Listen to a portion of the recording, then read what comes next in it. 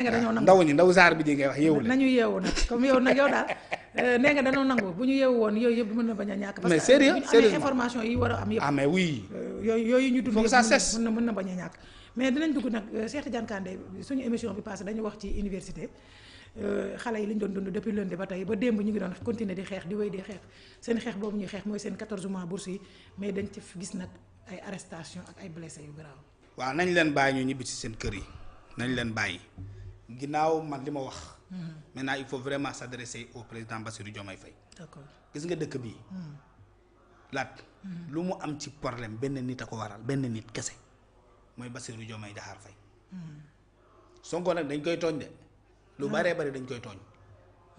mais oui boo yoree sa doom ci biir kër gi yow lu mu def lu ne neex na la bu saagaa gan bu ñëw neex na la bu gan toogee du añ xale bi di jël bant di sorxo gan bi.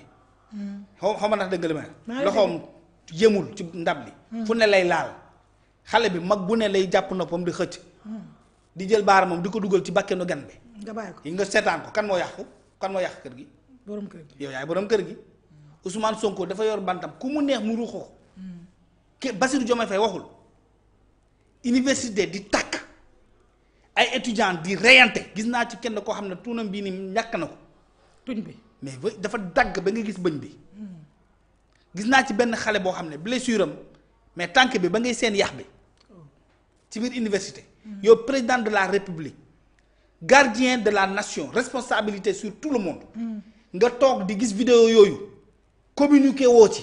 du benn communiqué pour dire aux étudiants retournez chez vous. nga ne pataaral noppi. xëy tey jël sa avion dem Côte d'Ivoire. tu as tes enfants blessés son excellence le président Bassirou Diomaye Faye humiliés insultés torturés maltraités mais jusqu'à l'intérieur de leur université. ba tey waxoo ci dara. violé comme ça la franchise universitaire. président Bassirou nga xëy tey jël sa avion dem. sa doomu réew di jooy ndax bourse loolu nga xam ne xewi woon na ci Sénégal la bourse n'était plus un enjeu. au Sénégal nekkul benn enjeu. Macky defoon na lu ne yow nga am lu ñu woowee pour le principe de la continuité.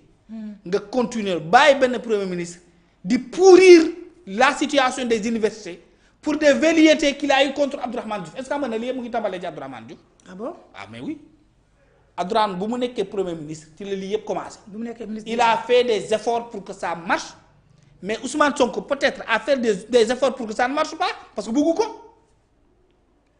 jël concentré lépp ci ministère am toog lu Ousmane Sonko validé mooy jàll lu dem leen dégluwaat discours Ousmane Sonko qui nie les bourses qui nie tout dans ce pays là Bassirou Diomaye Faye di seetaan léegi ngeen bëgg ñun ñu topp Ousmane Sonko lu ñu ko wax Bassirou Diomaye Faye mooy problème du Sénégal. mais waa Pastef nee nañ affaire bi du si Ousmane Sonko de Diomaye mooy président. j'ai dit que le problème du Sénégal c'est Bassirou Diomaye Faye. da ngay rejoindre waa Pastef. mais bien sûr man Pastef lu ñu wax Bassirou Diomaye Faye dëgg la tant que Diomaye réagir mooy président Bassirou Diomaye Faye toujours ma répété ko il faut que mu nangu ndogalu yàlla man kii rek laa gis président boo xam ne nanguwul ndogalu yàlla li yàlla teg ci moom nanguwu ko yàlla bàyyi 18 millions de Sénégalais te seppi la ci yow dong jox la réew nee la yaay président de la République nga bàyyi benn nga jël loolu nga xam ne yàlla may na la ko Bassirou bu doon président bu ñuy sol la nit di ci gis di ci teg loxo kon jox na ko Ousmane Sonko yàgg na moom muy dox yaramu ne. ah wax na ko nee na ko lorñeel sama chaise bi. waaw lorñeel du jëlal moom nag weesu ne lorñeel léegi dafa jël lépp jox Sonko jox ko Sonko lu muy wax mooy am lu mu bëgg moom la ñuy def lu mu bañ kenn du ko kenn xamul lu Sénégal di nurul nga am responsabilité gouverner dans la dignité am responsabilité gouverner dans la grandeur dans le respect des principes de tout ce pouvoir que te confère la constitution de ce pays yow rek yaa ci am article pouvoir du président de la République doo gis fenn ci constitution ñu naan la pouvoir du premier ministre nga jël loolu yëpp dënk ko premier ministre say doom say ndaw say morom ñii doon xeex fi Bassirou Diomaye Faye mënu leen jur. amul âge bi donc ay rakkam lañu. voilà. waaw même si on dit que c'est le père de la nation. mais booy doon nakkee doorante fi ay masar yi amul kenn ku ci Bassirou Diomaye Faye mën a jur. si am na ñu ay rakkam rek lañ non waaye amul. président rek bu fàttali am na 45 ans non attendez même bu amul 45 ans bu ko amee tamit début ba la ne. c'est des masters arts qui sont en grève c'est pas les enfants am licence bac. qui ont obtenu leur bac déedéet c'est des gens qui ont fait au minimum 56 ans à l'université. D'accord. master 1 et master 2. ils ont au minimum 30 ans jëm kaw. d'accord 30 ans jëm kaw la majeure partie. ñi si gën a ndaw ay 26 ans la ñuy am. booy yi ma gis fii seen sikkim yi seen bëñ yàqu yi si cigarette ak yooyu. xam nga ne ñooñu ay mag lañu. d'accord loolu yëpp di dal sa dëkk nga ne pat noppi waxoo ci. et puis ñuy tooñ doomu jàmbur ji nga xam ne moom dañ ko bàyyi lépp wërsëgam la wërsëgu Ousmane Sonko la am président boo xam ne da lay bàyyi lépp di la def li la neex nga toog naan président amoo autorité nga ne pat ne ko da nga manque courage nga ne pat ñu bàyyi la ko yow dara yow maanaam Ousmane Sonko c'est un garçon laissé à tout faire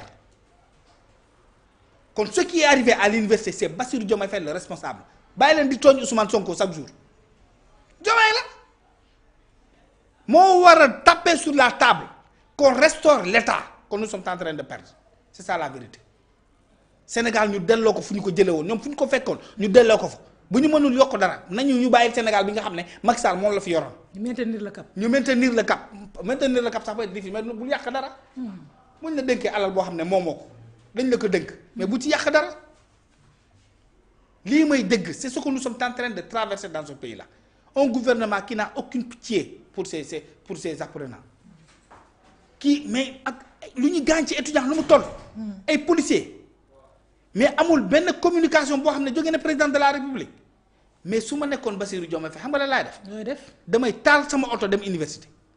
dem ak nit ñi taal xale yi di taal. non bu ko mais da ngay xëy nii rek dem bettale déedéet il fait un communiqué mes chers étudiants moi votre président de la république je vous ai entendu. d'accord gis naa leen dégg naa leen. maa ngi fay ñëw ñu waxtaan à 18h. à 17h à 16h.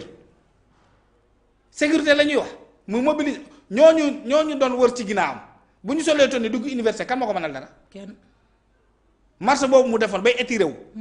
ñooñu ñu bëri ñooñu. gis nga kenn ko am teint clair ñooñu ñëpp ñu sol seen tenue civilu dugg ci amphi yi taxaw ci position stratégique président dugg étudiants yi wër ko mu rassurer leen il allait gagner la sympathie des étudiants malheureusement il est mal est-ce que ñuy conseiller Bassirou Diomaye Faye du ñoo xam ne dañu koy conseiller ci lu arranger Ousmane Sonko.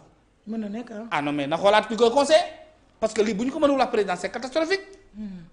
il devait aller à l'université xale la ndaw mu sol lakostam boo xam ne day am photo Cheikh Anta Diop.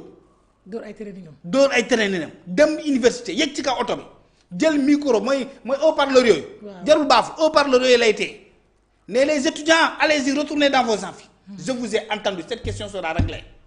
mu ñibbi président de la république toog kon coow li jeex. mu taper sur la table il demande à la direction des impôts. et des impôts ne leen dans un mois je vous demande de me mobiliser telle somme ñu mobiliser ko bu den ay milliards lañ ko mobiliser woo Fadilou Keita ne ko CDC loo fa yor mu ne ko yor naa lii mu naan andil ma lii dem port autonome de Dakar mu jël dem sa LONASE mu jël bu ko dajalee mu lijjanti problème étudiants yi partiellement mu ne la léegi comme lijjanti nañu xaaj bi le reste on le règle dans le temps may la nga wax ay nit dañu. dañ koy dégg de moom. dañ koy dëgg lii mooy président de la république. quand un pouvoir n'est pas capable de faire face aux urgences à la violence aux intempéries c'est un pouvoir qui n'a pas sa place à la tête de notre pays loolu mooy dëgg. mais kon dañoo bëgg a wax ne ñun on n'a pas un fonds réservé aux urgences aux catastrophes naturelles. aux calamités humanitaires amuñu ko. li xew université c'est une calamité c'est une catastrophe. d'accord donc dañoo bëgg a wax ne ñun amuñu benn dërëm bu ñu denc pour que bu Sénégal amee lu mel nii président man fa tibb.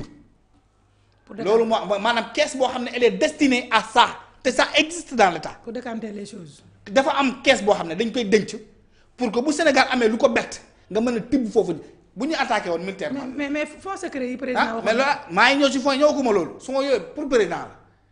mais réew moo gis waxoon na ne pour day am caisse boo xam ne dañ koy teg pour que bu amee lu betti réew mi ñu mën ci sukkandiku lijjanti question urgente yi li xew université c'est une question urgente. d'accord kon amuñu fond boobu kon ñun si on avait une attaque bactérienne am benn calamité naturelle lu mel ni ay tremblement de terre ak leneen kon nguur gi day taxaw di seetaan quoi